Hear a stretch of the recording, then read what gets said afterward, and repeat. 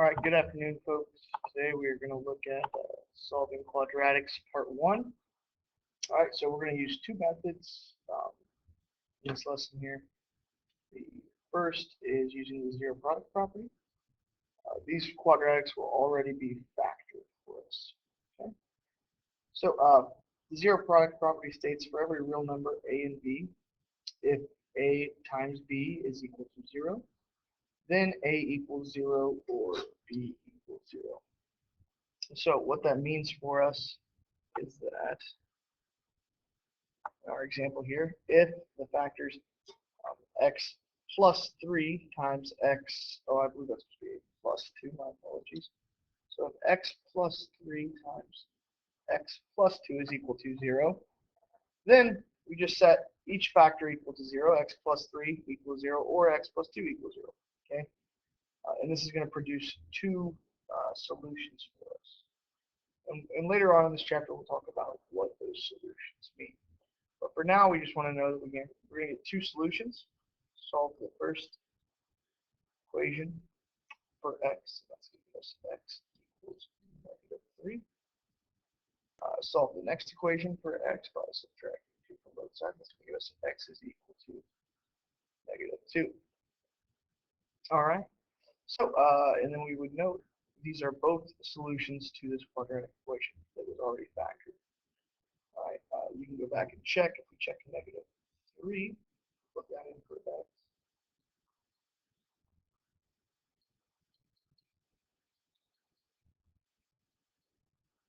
So it'd be 0 times -1, 0. Yeah, that's a solution. 0 times -1 is 0. If we wanted to check -2,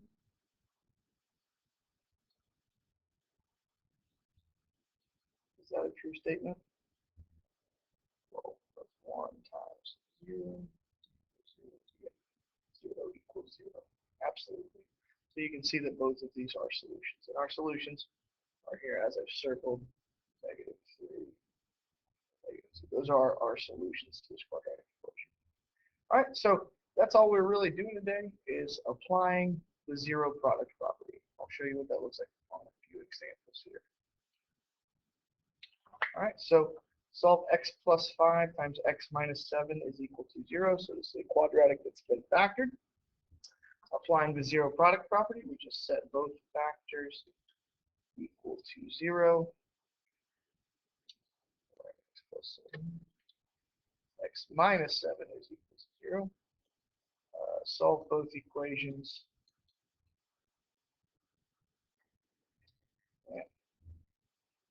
Mistakes there. Solve both equations for x, and we get our two solutions.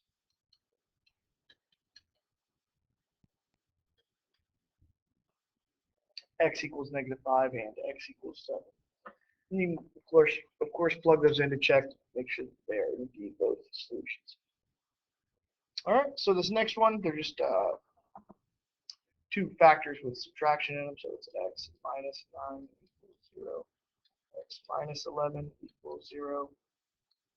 Solving both of these, x is equal to 9, and x is equal to 11, both solutions again.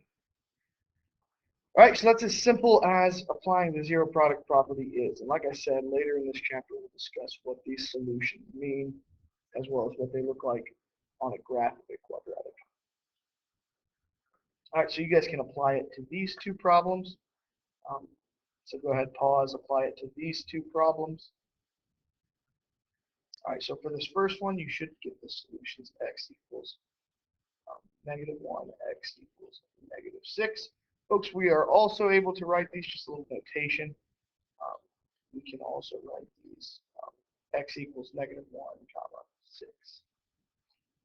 Both would be acceptable answers. So if you want to get in the habit of writing like this, that's probably the more common solution. All right, for this next one, hopefully you just set both factors equal to 0 and solve. I will show you what that looks like on this one. Solely because one of these is a two-step equation. Still shouldn't have given you guys any trouble. So for this first one, just subtract 6 from both sides. We get x equals 6 is a solution. For this next one, we had to add 5 to both sides, giving us 2x equals 5, and then divide both sides by 2, giving us x is equal to 5 halves. So practicing using our other notation up there, we would write this x equals negative 6, 5 halves. And that's the solution. Okay, so I think you guys should be at this point pretty comfortable applying the zero product property. So let's go ahead and look at part 2 while we're at it today. These are going to be factoring to solve quadratic equations. So to solve a quadratic equation by factoring, there's 3 steps. First, we need to be sure that our equation is set equal to 0. The second step would be to factor out any greatest common factors. And the third step would be to factor the remaining trinomial. All right, so let's see what this looks like.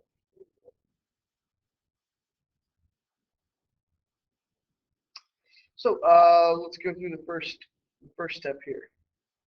Is our quadratic equal to 0? In this case, yes, it's already equal to 0. So we've got that first step. Next step, does our quadratic have any greatest common factors? In this case, we do not have any greatest common factors between x squared, 5x, and 6. So can't factor out a GCF. So we're left to factor the remaining trinomial. All right, and what that looks like is, again, we're looking for numbers that multiply to 6, add to 5. Those numbers are going to be x plus 2, x plus 3. 0. Hey, well now this looks like a problem we were just doing where we got to apply the zero product property. And that's what we should do. We should set x plus 2 is equal to 0 and x plus 3 is equal to 0. So this is just really just like part 1, where we're applying the zero product property, solving 2 equations. We've got x equals negative 2, x equals negative 3. And again, with our more common notation, x equals negative 2, 3. Negative 2 and 3. We use that comma. All right, so let's look at another example. I'll let you guys go ahead and try this one. Factor it and then apply the zero product property. So when you did that, go ahead and pause.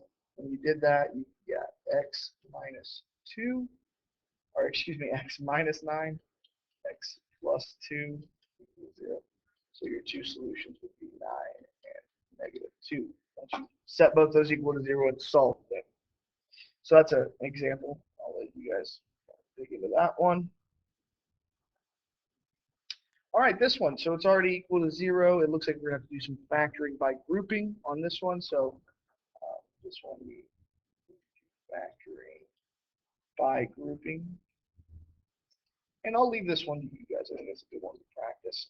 After you do your factoring by grouping, it's just applying the zero product property. There's no GCFs in this one. It's already equal to 0. So you guys should be familiar with factoring by grouping. And you should be able to take care of this one. Same situation here. The greatest common factors, it's equal to 0.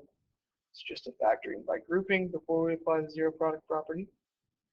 All right, so I want to take a look at this example. Okay, in this example, our quadratic is not equal to 0, so our first check in those steps, those 3 steps, equal to 0, greatest common factor, and then factoring. Okay, the first step, it's not equal to 0. So we need to do that. To get rid of that 8 on the right side of the equation, to make that 0, we could subtract 8. If we subtract from the right side of the equation, we have to subtract 8 from the left side. The left side, that gives us x squared plus 7x minus 8 equals 0. All right, so now we've got it equal to 0. Again, there's no greatest common factor here, and so we're just left to factor the trinomial. So we should get x plus 8, x minus 1, and our solutions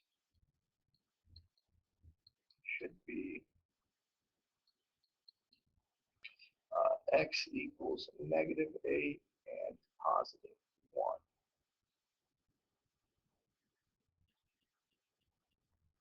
All right, so this next one, it's going to be the same situation. You've got to get it set equal to 0. So you should be adding 6 to both sides.